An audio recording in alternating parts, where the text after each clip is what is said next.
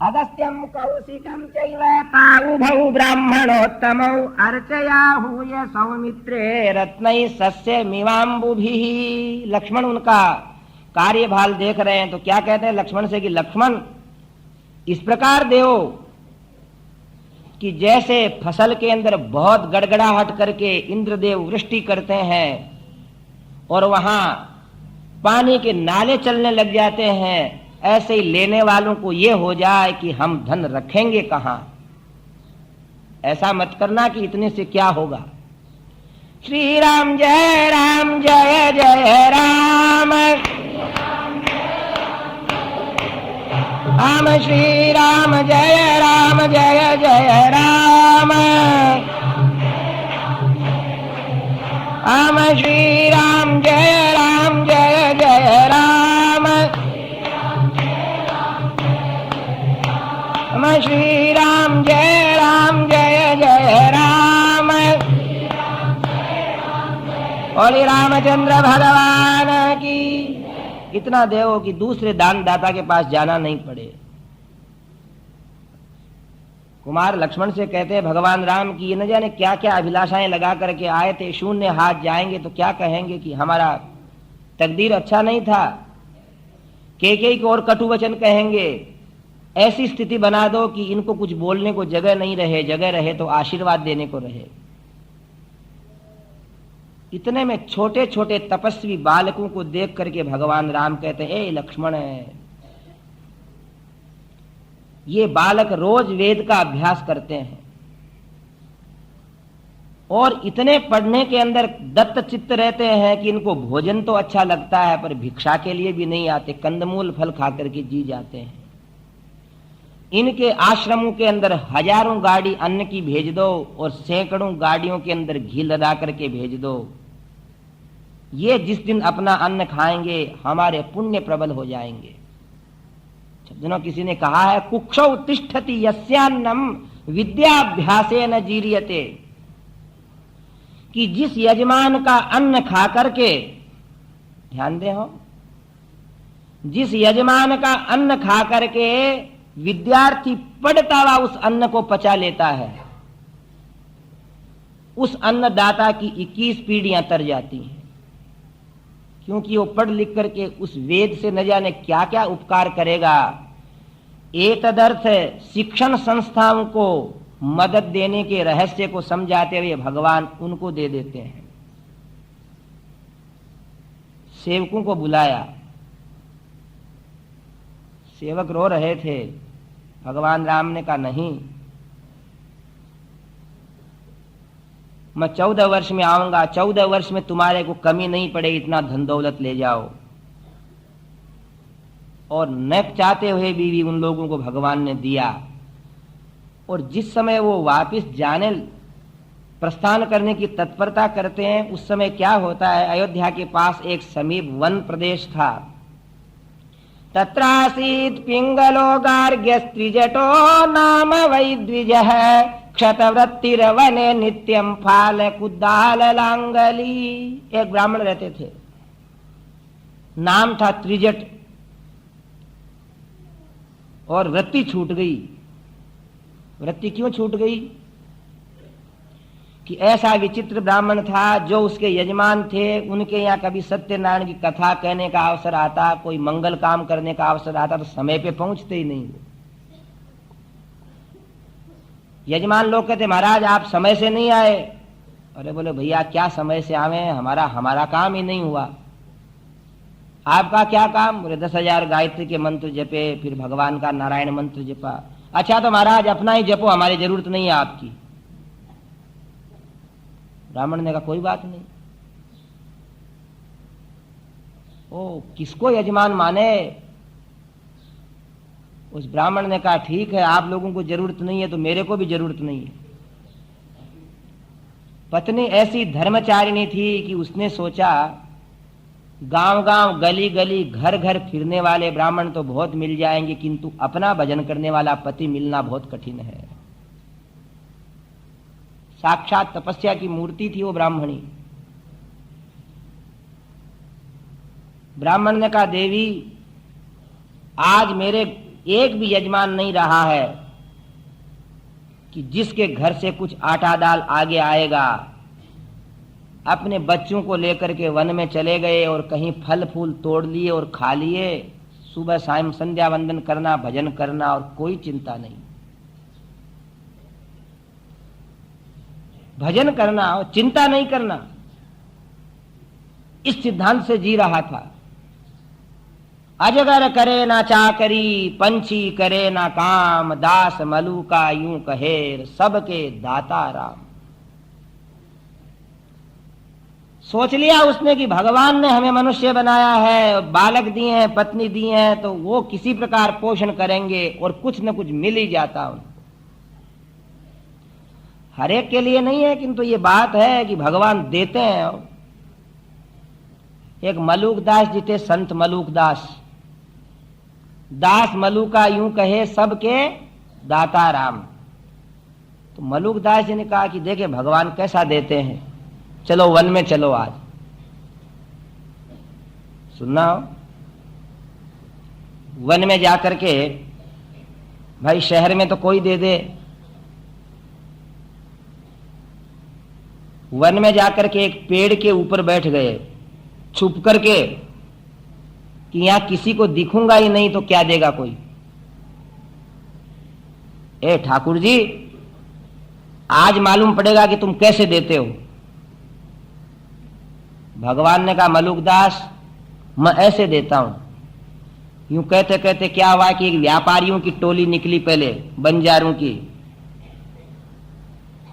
और उनने उस वृक्ष को बहुत अच्छा देख करके वहां सामान उतारा, कंडे लगाए, दाल बनाई और बाटी बनाई, लड्डू बनाए और बना करके पत्तलें लगा दी। मलूक दास जी कहते हैं कि हे ठाकुर जी, मैं नीचे आने वाला नहीं, देना है तो मेरे को ऊपर पहुंचाओ, अगर तुम देना जानते हो तो। जीभ में पानी आने लगा, मन करने लगा कि अभी उतरूंगा और बाबा जी समझ के लोग पहली पत्तल में मेरे को जिमाएंगे, पर ना उतरू नहीं कहा। अब क्या होता है कि वो व्यापारी ज्यों ही भोजन करने के लिए तत्पर होने वाले थे कि उधर से डाकुओं के घोड़े दिखे उनको, तो उनने कहा अरे भगो नहीं तो ये मारेंगे। गोपाल कृष्ण भगवान। पत्तलें परोसी हुई हैं और सब के सब व्यापारी झट से अपना सामान लेकर के भग गए। अब तो भैया वो डाकू आए और उनने देखा कि दाल बाटी चूरमा साग बने हुए हैं और बने बनाए अपने आप। बना करके तो पाना बड़ा कठिन है, पर बना बनाया मिले तो फिर कौन नहीं खावे। तने मांग्या मिले रे माल, थारा काई पूछा हाल है। फिर क्या पूछना। अब मलूक दास जी कहते हैं कि ठीक है भगवान, मेरे को आज तुम जबरदस्ती खिलाओगे तो खाऊंगा। अब वो डाकू लोग सोचते हैं कि भोजन करें, पर किसी ने हमको मारने के लिए षड्यंत्र तो नहीं किया, इसके अंदर जहर तो नहीं है, पहले अपन नहीं खाएंगे, किसी को खिलाएंगे। तो एक ने कहा भैया ये झाड़ बहुत बड़ा, कोई इसी के ऊपर तो हमको मारने वाला छुप करके नहीं बैठा है न। बोलिए राजा रामचंद्र भगवान की। इतने में एक चढ़ा रहे है, बोले वो बैठा दिखता है एक हमको मारने वाला, उतारो उसको नीचे। मलूक दास जी कहते हैं भगवान तुम उतार दो भले ही, बाकी आज मैं दांत नहीं चलाऊंगा, न ग्रास लूंगा। अब वो है जो उनको नीचे उतारते, ए बोल तूने बनाई रसोई? नहीं बनाई। झूठ बोलता है। खा इसको। नहीं खाऊंगा। अब एक ने आदमी ने ऊपर से सिर पकड़ा और एक ने ठोडी पकड़ के जबरदस्ती मुंह खोल करके उसमें बाटी का चूरमा का लड्डू दे दिया। बोल राजा रामचंद्र भगवान खा इसको। तब मलूक दास जी ने कहा अजगर करे ना चाकरी और पंछी करे ना काम, दास मलूका यूं कहे सबके दाता राम। अब तो उनने कहा भैया क्यों मारते हो, अच्छी तरह से खाता हूं है। इसलिए ये संत महात्मा ऋषि देवता ब्राह्मण चिंता करते फालतू की कि भगवत आश्रित हो जाएंगे तो क्या होगा, सब ठीक होता है। कोई ऐसा उपाय हो जाता है कि एक बार में ही सब हो जाता है। पर त्रिजट की कथा तो बड़ी विलक्षण है। आज उसकी पत्नी ने उससे कहा, तम वृद्धम तरुणी भार्या बाला नादाय धारकान अब्रवीत ब्राह्मणम वाक्यम स्त्रीणाम भरता ही देवता। चरणों में गिर करके कहती है त्रिजट की पत्नी की, महाराज यदि भी मेरे को उपदेश देने का अधिकार नहीं है, फिर भी प्रार्थना करती हूं आपसे कि बच्चे देखो कैसे दुर्बल हो रखे हैं। आज दशरथ नंदन राम का युवराज पद होने वाला है, अयोध्या में चले, कई वर्ष हो गए आपको गए हुए, कुछ मिलेगा।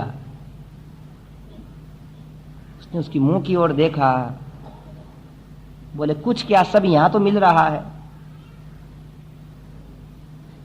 तब वो चरणों में गिर करके कहती है कि मेरी सेवा से यदि आप प्रसन्न हो तो आज मेरी बात मत टालो।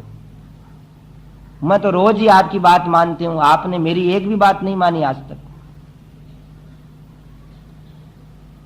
तब उनने सोचा, सशाटीम, चलने की इच्छा की उसने। सभार्याया वच श्रुत्वा शाटीमाच्छाद्य दुश्छदाम स प्रातिष्ठत पंथानम यत्र राम निवेशनम। अब वह ब्राह्मण अपने धोती को पहनने लगे तो लिखा कि किसी तरह से वो इतने फटी हुई थी कि पहनते पहनते उनके घुटनों के ऊपर तक का अंग ढके, ऐसा गरीब था। पर उसको परवाह नहीं थी इन बातों की। अपने बालकों को और पत्नी को लेकर के भगवान राम के राजप्रासाद के अंदर पहुंचा। बोलिए राजा रामचंद्र भगवान की।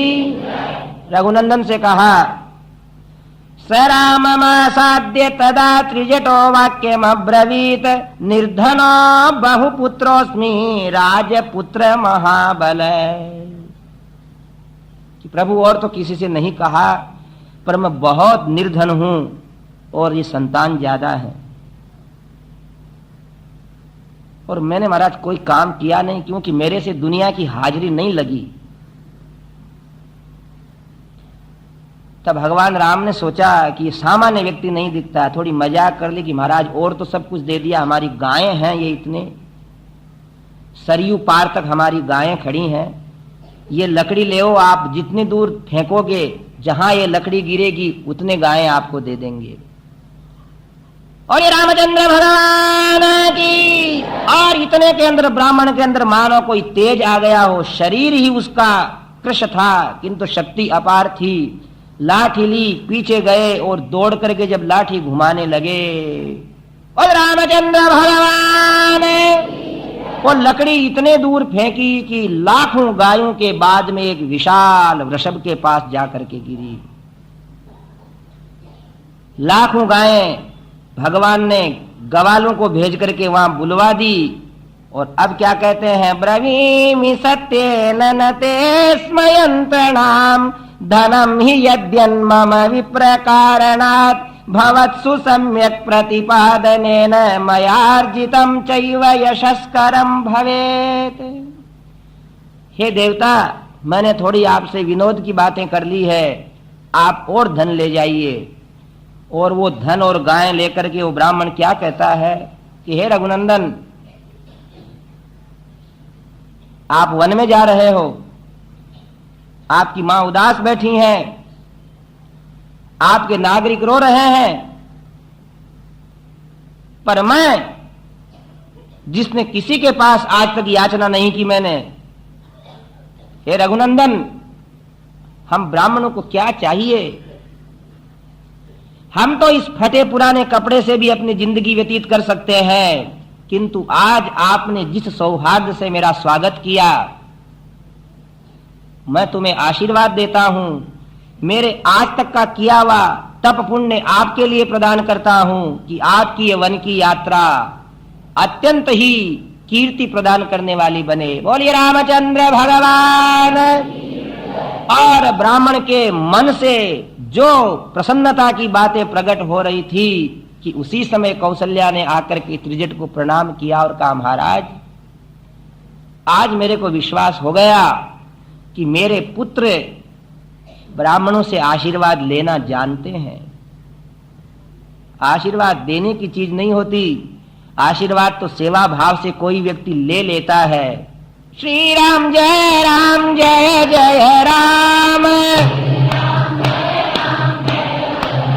राम श्री राम जय जय राम,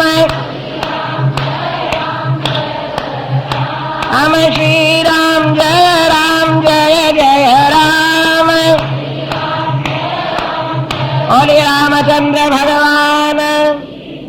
और इतने देर तक तो भीतर भीतर राम लक्ष्मण जानकी थे, बाहर आए।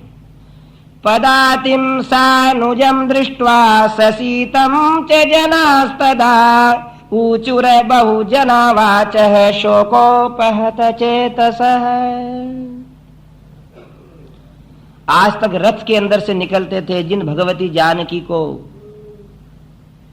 विवाह होने के बाद जब वो आई थी अयोध्या में, उस दिन लोगों ने देखा, उसके बाद हर एक व्यक्ति देख भी नहीं सकता था। उन सीता लक्ष्मण के साथ राम जी को पैदल अपने घर से महाराज दशरथ से आज्ञा लेने के लिए प्रजाजनों ने जब देखा तो असंख्य नर नारी एक दूसरे से कहते हैं कि मुंह क्या देख रहे हो हमारा। जो केकई ऐसे गुणवान पुत्रों का त्याग कर सकती है, वो तुम्हें अयोध्या में जीने देगी क्या? अरे छोड़ो इस शमशान के समान अयोध्या का और इनके साथ हो चलो। और महाराज राम सोचते हैं, कुमार राम, की अब ये अयोध्या के नागरिकों मेरे विदा लेना मेरे लिए बहुत कष्ट हो जाएगा। आनृशंस्यम् अनुक्रोशः श्रुतं शीलं दमः शमः राघवं शोभयन्ते ते षड्गुणाः पुरुषर्षभम्। अद्य नूनं दशरथः सत्वमाविश्य भाषते नहि राजा प्रियं पुत्रं विवासयितुमर्हति। कि जब इन भगवान राम को, इन श्री राम को हम प्रजा के लोग भी इस प्रकार पैदल चलते हुए देख करके दुखी हो रहे हैं, ऐसी स्थिति में भी महाराज इनको वन में भेजने का संकल्प कर चुके हैं। इसका अर्थ है कि उनमें अब जन्म देने वाला दशरथत्व नहीं रहा, कोई राक्षस घुस गया दिखता है। जैसे जलाशय का जल सूखने के ऊपर उसके अंदर रहने वाले मत्स्य इत्यादि अपने आप मर जाते हैं, ऐसे हम राम के बिना नहीं जिएंगे। और सारी अयोध्या की प्रजा भगवान राम के पीछे हो गई, कहने लगी कि यहाँ घरों के चूल्हों के अंदर सांप और चूहे रहेंगे, हम तो जहाँ राम है वहां जाकर के उनके पास में रहेंगे, हमारा योगक्षेम भगवान रघुनंदन अवश्य पूरा करेंगे। ततः कमल पत्राक्षः श्यामो निरुपमो महान् उवाच रामस्तं सूतं पितुराख्याहि मामिति। महाराज दशरथ के उस राजप्रासाद में पहुंचते हैं और सुमंत्र जी से कहा कि हे सारथे, हे मंत्री प्रवर,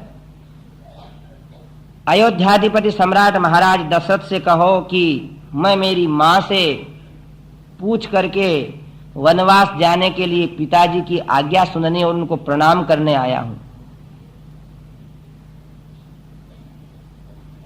सुमंत्र ने भगवान राम को देखा और देख करके कहते हैं कि हे रघुनंदन, देखे तो मैंने अयोध्या के बहुत सारे चरित्र हैं, ऐसी संकट की घड़ी तो कभी नहीं देखी जिसमें एक पिता अपने गुणवान पुत्र को वन जाने के लिए आशीर्वाद देगा। हे पुरुष सिंह, आपकी आज्ञा है तो मैं महाराज से प्रार्थना करता हूं। भीतर जाकर के कहते, अयम स पुरुष व्याघ्रो द्वारि तिष्ठति ते सुतः ब्राह्मणेभ्यो धनम दत्वा सर्वं चैवोपजीविनाम्।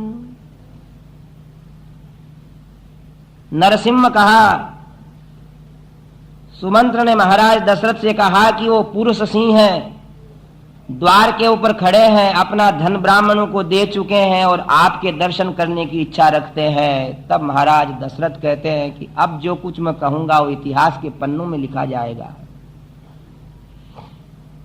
सुमंत्रानय में दारान ये केचिदिह माम कहा, दारई परिव्रत सर्वै द्रष्टुमिच्छामि राघवम सुमंत्रानय में दारान। हे सुमंत्र, मेरी सारी पत्नियों को लेकर के आओ। अब यहां वाल्मीकि रामायण में ये सी बात है, आप अचरज करोगे। कई लोग तो पूछते हैं कि महाराज क्या बोल गए, पर यहां लिखा है कि महाराज दशरथ के 350 रानियां थी, 3 मुख्य थी, 347 और थी। उन 350 रानियों को लाया गया, सारे समाज के मुख्य लोग आ गए, सब एकत्रित हो गए। तब महाराज दशरथ ने एक बार आंखें खोली, कोप भवन छोड़ करके मुख्य राजप्रासाद का जो बड़ा कक्ष था उसके अंदर विराजमान है। अब कहते हैं दशरथ कि हे सुमंत्र, मेरे पुत्र को लाओ। ससूतो राम मादाय लक्ष्मणं मैथिलीं तथा जगामाभिमुखस्तूर्णं सकाशं जगती पतेः। जो ही राम लक्ष्मण सीता प्रवेश करके आगे बढ़े और महाराज दशरथ रात्रि भर दुखी थे राम के वियोग में, किसी प्रकार साहस जुटा करके राम को आशीर्वाद देने दौड़े कि बीच में ही मूर्छित होकर गिरने लगे। तब राम लक्ष्मण ने पकड़ करके बैठाया।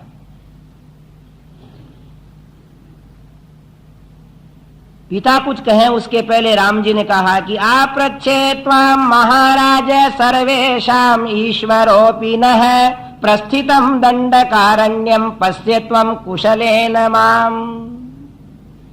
कि मैं दंडकारण्य में प्रस्थान कर रहा हूं पिताजी। बहुत समझाने के बाद भी सीता और लक्ष्मण माने नहीं, इनको भी साथ जाने की आज्ञा दो, आप हमें आशीर्वाद दो। तो आज पहला वचन तो यही है महाराज दशरथ का, अहम राघव कैकेय्या वरदानेन मोहितः अयोध्यायां त्वमेवाद्य भव राजा निग्रह्य माम। ये कुमार राम, तुम्हें वन कौन भेज सकता है। जिस प्रजा ने अपने पुण्यों को समर्पित करके तुम्हें नरेश्वर के रूप में देखना चाहा है, ऐसे सुकुमार गुणी पुत्र को कौन वन में भेजेगा। मैं कैकेयी के वरदान से मूढ़ हो चुका हूं। और जब ये वचन कहे तो पृथ्वी भी डोल गई नीचे से। कौन से?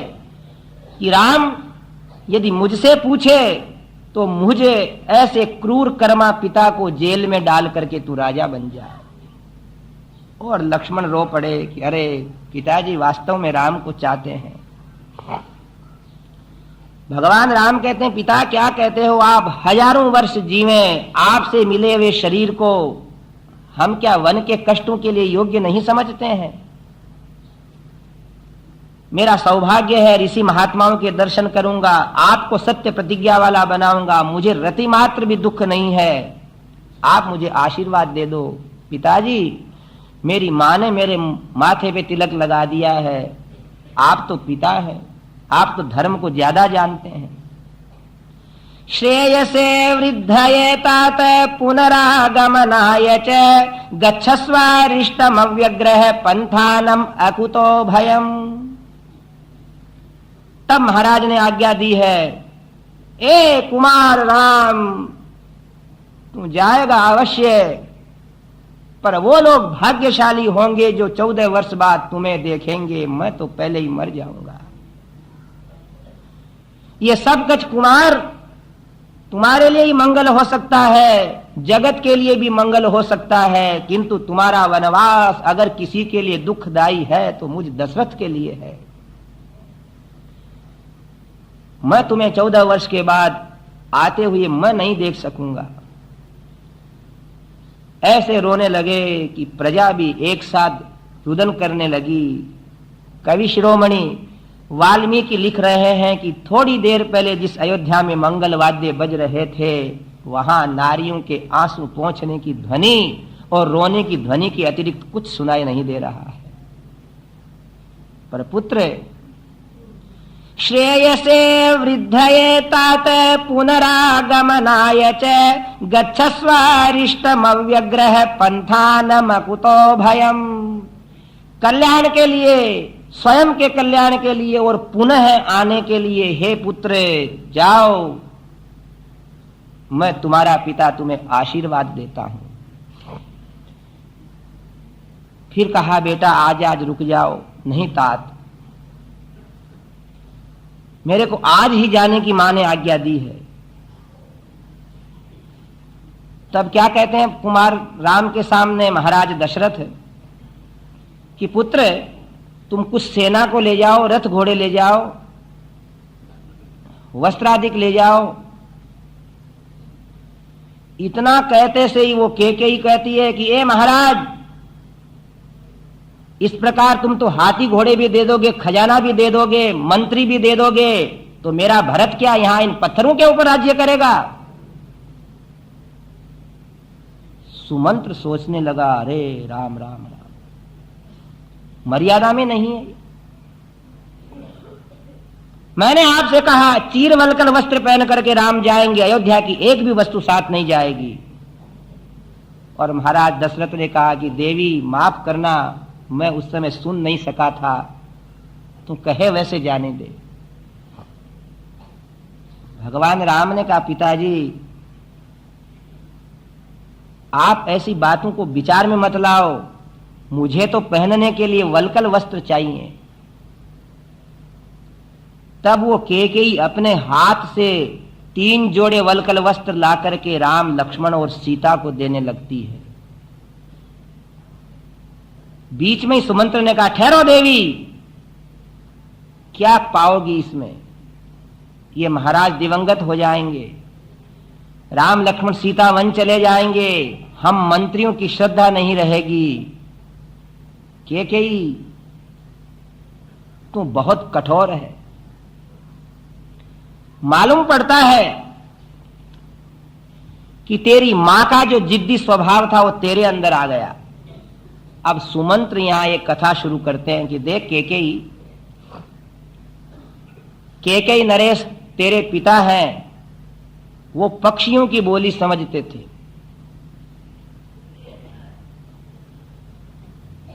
और एक दिन तेरी मां तेरे पिता के पास ही उद्यान में बगीचे में बैठी थी और कोई पक्षी बोला तो तेरे पिता को हंसी आ गई। तुम्हारी मां ने कहा जी काय की हंसी आई? तो तुम्हारे पिताजी ने कहा कि पक्षी बोलने की। तब तेरी मां कहती है कि नहीं नहीं, आपको पक्षी बोलने से हंसी नहीं आई, आपको तो मेरे ऊपर हंसी आई है। कोई आदमी हंसते हैं और कहते हैं कि आप तो हमारे पे हंस रहे हो जी। कभी कभी हंसना बाधा बन जाता है। तो तुम्हारे पिता ने कहा कि नहीं नहीं, मेरे को पक्षियों की बोली पे हंसी आई है। और भैया पक्षी ऐसे ही बोलते हैं, कोई समझे तो समझ सकता, नहीं तो लोग कई अटकल लगाते हैं कि क्या बोला। 4 जा रहे थे, 4 व्यक्ति, एक पंडित जी, एक काजी जी, एक पहलवान और एक साग बेचने वाला। 4 हो, पंडित जी, काजी जी, पहलवान और साग बेचने वाला माली। तो कोई पक्षी बोला, एक पक्षी बोला। तो पंडित जी ने कहा कि बोलो पक्षी क्या बोला? बोले पंडित जी आप ही बताओ। बोले सीताराम दशरथ, सीताराम दशरथ, ऐसा बोला है। तो मुल्ला जी काजी जी बोले नहीं ऐसा नहीं बोला है। तो बोले क्या बोला है? बोले अल्लाह तेरी कुदरत, अल्लाह तेरी कुदरत, ऐसा बोला है। तो तीसरा पहलवान कहता नहीं ऐसा नहीं बोला है। बोले क्या बोला है? बोला दंड बैठक कसरत, दंड बैठक कसरत। माली बोला नहीं ऐसा नहीं बोला। बोले क्या बोला? बोली हरी मिर्च अदरक, हरी मिर्च अदरक, ऐसा बोला है। आदमी अंदाज लगाता रहता है पक्षियों की आवाज में कि ऐसा बोल रहा है। पर वो उसके पिता तो जानते थे कि वास्तव में पक्षी क्या बोला है। पर एक ही तू उस मां की बेटी है कि तेरे पिता के सामने तेरी मां ने बहुत जिद करी, तो जिस गुरु से उनने बातें सीखी थी उनके पास गए, बोले महाराज मेरी पत्नी कह रही है, बताओ क्या बोला। बोले राजा बताएगा तो तू मर जाएगा, जाने दे वैसी पत्नी को। महाराज ने आकर के कहा कि देवी अगर पक्षी बोला है वो बात बताऊंगा तो मैं मर जाऊंगा। तो तेरी मां ने कहा कि तुम जीवो चाहे मरो, मेरे को तो बता दो। तेरे पिता तो बड़े वीर थे, उनने तेरी मां को कहा कि जाओ, तेरे को जहां जाना वहां चली जाओ, उनने उनको नहीं बताया। पर तू उस मां की बेटी है, इसलिए आज महाराज दशरथ को काल के गाल में भेज करके भी तू तेरी जिद चला रही है। सत्यश्चात्र प्रवादोयम लौकिक है प्रतिभाति माम पितॄन् समनुजायन्ते नरा मातर मंगनाः। आज ये बात निश्चित हो गई है केकई कि लोगों में उक्ति है कि बेटे बाप जैसे होते हैं और कन्याएं मां जैसी होती हैं, इसलिए तू है ना तेरी मां जैसी जिद्दी हो गई, तुझे विचार नहीं आता।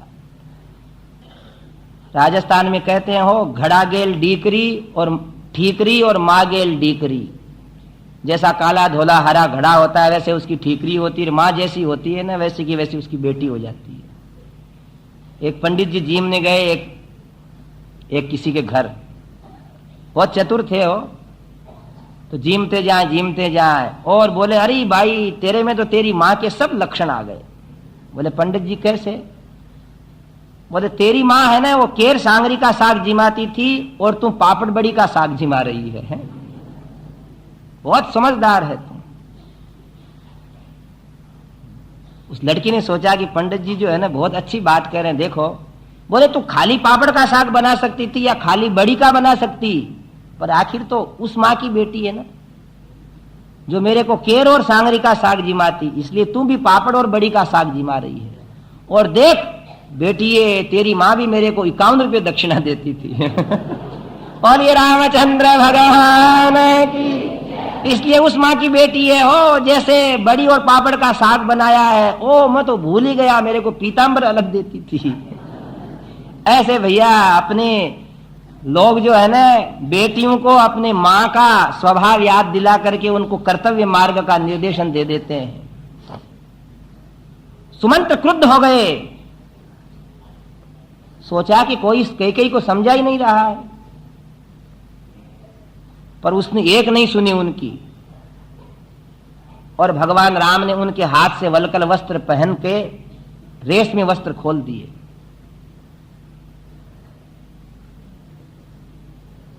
लक्ष्मण ने भी रेशमी वस्त्र खोल करके वल्कर वस्त्र पहन लिए। अब क्या है कि जब भगवती जानकी उस वस्त्र को पहनने लगी, सिद्धार्थ इत्यादि मंत्रियों ने बहुत समझाया कि देवी इतनी कठोर मत बन। अनुव्रजिष्याम्यहमद्य रामं राज्यं परित्यज्य सुखं धनं च सर्वे च राज्ञा भरतेन च त्वं यथा सुखं भुंक्ष्व चिराय राज्यम। कई मंत्री हल्ला करते रहे कि हम राम जी के साथ चले जाएंगे, पर मंथरा ने कह दिया था कि देख बहुत बड़ा भूचाल आएगा, पर सब लोग यहीं रुक जाएंगे, हल्ला कर कर आके साथ कोई नहीं जाता हो, इसलिए तू दृढ़ रहना। कई ऐसी पार्टी पड़ी हुई थी कि सोचती है कि अपने आप सब ठीक हो जाएगा, नई बात 9 दिन और पुरानी बात 100 दिन, वो हो जाएगा। तब भगवान राम ने कहा मां और थोड़ी कमी रह गई है, वल्कल वस्त्र इत्यादि तो दे दिया आपने हमको, हमारे को एक फावड़ा 2 तगारी कुल्हाड़ी जंगल में, हम आखिर क्षत्रिय कुमार हैं, किसी से याचना करते हुए अच्छे नहीं लगे। तो राम से कहती है कि कुमार भूल नहीं है, ये पेटी तैयार पड़ी है। लक्ष्मण से संकेत किया राम ने, और इतने में वैदेही जानकी जब उस वल्कल वस्त्र को पहनने के लिए तत्पर हुई तो उसको विचार आया कि इसको कैसे पहने। साक्षात त्रिभुवन की अधीश्वरी है, ज्यों ही वल्कल वस्त्र उन्होंने खोल करके ऐसे देखा उसको अनभिज्ञता के कारण, जैसे मृगी जाल को देखती, और राम जी ने आकर के बीच में ही उनके कपड़ों के ऊपर ही उसको बांधना शुरू किया। और वशिष्ठ रो पड़े, अरे कैकेयी तू कहीं सीमा पे भी नहीं रुकती है।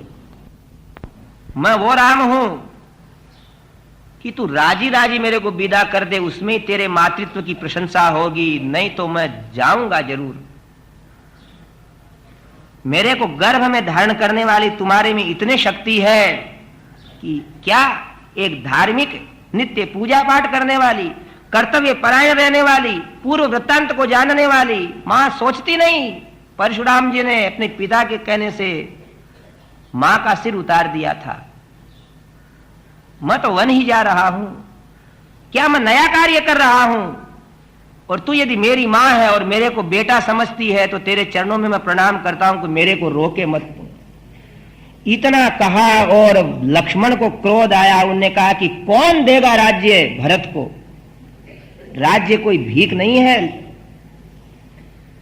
मैं कहता हूं हे रघुनंदन कि मेरे पास रहने वाले ये धनुष बाण शोभा के लिए नहीं है, भार के लिए नहीं है। गुरोरप्यावलिप्तस्य कार्या कार्यमजानतः उत्पथम प्रतिपन्नस्य कार्यम भवति शासनम। कि ऐसे उद्दंड पिता को जो ठीक से काम नहीं करता है उसके ऊपर शासन करना चाहिए। आज तुम्हारे विरोध में रहने वाले सारे के सारे अयोध्या के जो कोई सैनिक भरत का पक्ष लेते हैं उनके सिर कटे हुए सरयू के अंदर बहेंगे। मुझे आज्ञा मात्र दे दो। इतने में भगवान ने लक्ष्मण से कहा कि लक्ष्मण, क्या मेरे धनुष बाण में शक्ति कम है? लक्ष्मण, ये तेरी मेरी मां की सबकी परीक्षा का समय है कि अपने नगर के अंदर आए हुए भूचाल में नगर को और अपने आप को कैसे स्थिर करें। यहां लड़ाई धनुष और बाण से नहीं जीती जाएगी लक्ष्मण, यहां लड़ाई मेरे को वन में 14 वर्ष घूमने से जीतनी पड़ेगी। मेरी बात मान, तो चुप रहे। और मां से कहा कि मां मेरे तिलक लगा दे। तब कौशल्या कहती है कि हे नारियों, तुम वीर पुत्रों की मां बनो मत, तुम वीर पतियों की पत्नियां बनो मत, नहीं तो वीर पुत्रों की माताएं और धर्मशील पुत्रों की माताओं का जीवन तो रोते रोते व्यतीत होता है। मैंने राम को जन्म दिया है, भगवान से धार्मिक पुत्र को मांगा है, क्रियाशील अडिग, हिमालय के समान धैर्यशाली, समुद्र के समान विशाल, पृथ्वी के समान सहनशील, विष्णु के समान पराक्रमी, ऐसे पुत्र को चाहा है। इसलिए मेरे को ऐसे बेटे को रोते हुए भी मंगल तिलक लगाना पड़ेगा। और उपदेश दिया है माताओं को, नारियों को, कि जो कोई एक उत्तम गुणों वाले पुत्र की मां बनना चाहती है उसकी कीर्ति दिगंत व्यापिनी रहती है, किंतु जीवन में तो उसके आंखों में आंसुओं की धारा बहती है। मां कहती है राम से, हे रघुनंदन, आंसू पहुंचे। कौशल्या धैर्यशालिनी बनी, मंगल तिलक लगा करके कहती है, यन्मंगलम सहस्राक्षे सर्वलोक नमस्कृते वृत्रनाशे समभवत् तत्ते भवतु मंगलम। हे रघुनंदन, दूसरा कौन रक्षा करेगा? जिस धर्म की परिपालन करने के लिए तुम राज्य को छोड़ करके वन में जा रहे हो, ऐसा साक्षात धर्म ही तुम्हारी वन में रक्षा करे। तुम्हारे लिए सूर्य प्रचंड नहीं होवे, पृथ्वी तुम्हारे लिए कठोर नहीं होवे, नदियां शीतल रहे, वन में पवन प्रवाहित मंद सुगंधित होवे। जैसे भगवान त्रिविक्रम ने जब पृथ्वी को, तीनों लोकों को मापा और उनकी मां ने उनका मंगल मनाया, इंद्र का मंगल मनाया, वैसे तुम्हारी मैं दुखिया मां तुम्हें आज विदा देती हूं। पुत्र, कब 14 वर्ष होंगे, कब तेरे दर्शन होंगे? यूं धैर्य धारण करके मां ने, कौशल्या जी ने विदा दे दी। इसके बाद जिस तरह से लक्ष्मण और भगवती जानकी साथ होते हैं, ये मंगल कथा मध्याह्न में कहेंगे, 2 मिनट कीर्तन करके जावें, सीताराम जय सीताराम, हम सीताराम जय सीताराम, हम सीताराम जय सीताराम, हम सीताराम जय सीताराम, हम जय सिया राम जय जय सिया राम, हम जय सिया राम जय जय सिया राम, हम जय सिया राम जय जय सिया राम, हम जय सिया राम जय जय सिया राम, हम श्री राम जय जय राम, हम श्री राम जय जय राम, बोलिए राजा रामचंद्र भगवान की, पवन सुत हनुमान की। सभी भक्तों के लिए पूजन्तं राम रामे मधुरं मधुराक्षरम् आरुह्य कविता शाखां वन्दे वाल्मीकि कोकिलम्, वाल्मीकि गिरिसम्भूता रामसागर गामिनी, पुनातु भुवनं पुण्या रामायण महानदी। बोलिए राजा रामचंद्र भगवान की, पवन सुत हनुमान की।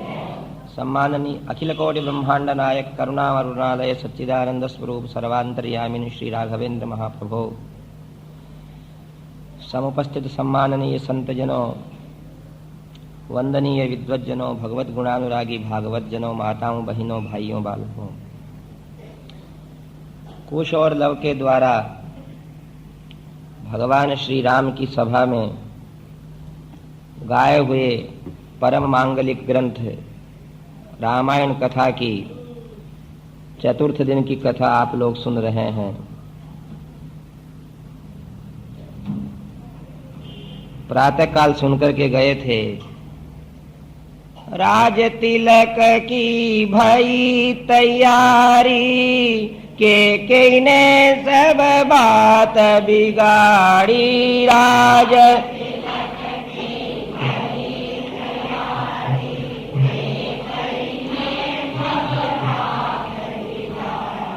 राज तिलक की भई तैयारी, के ने सब बात बिगाड़ी।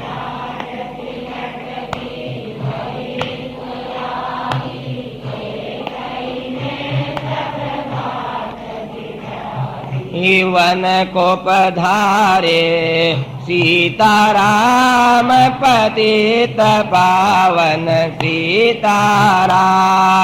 वन को पधारे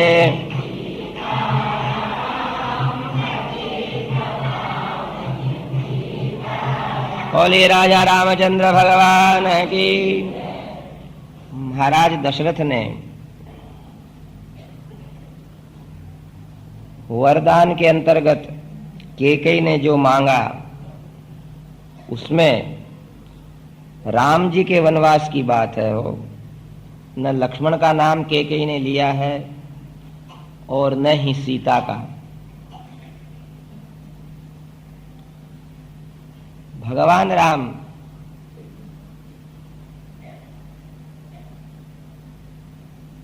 स्वयं जब इस कथा को सुन रहे थे कुश और लव के मुख से, स्वयं अपने चरित्र को पूरा का पूरा व्यतीत हुए चरित्र को समक्ष देख रहे हैं। रामायण ग्रंथ ऐसा सुंदर ग्रंथ है कि तल्लीनता से इसको कोई पढ़े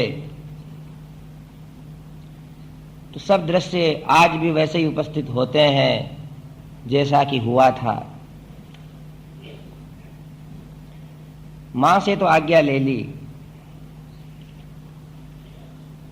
मां से आज्ञा लेकर के जब कुमार लक्ष्मण की ओर भगवान झुके कि लक्ष्मण मैं अब जाना चाहता हूं,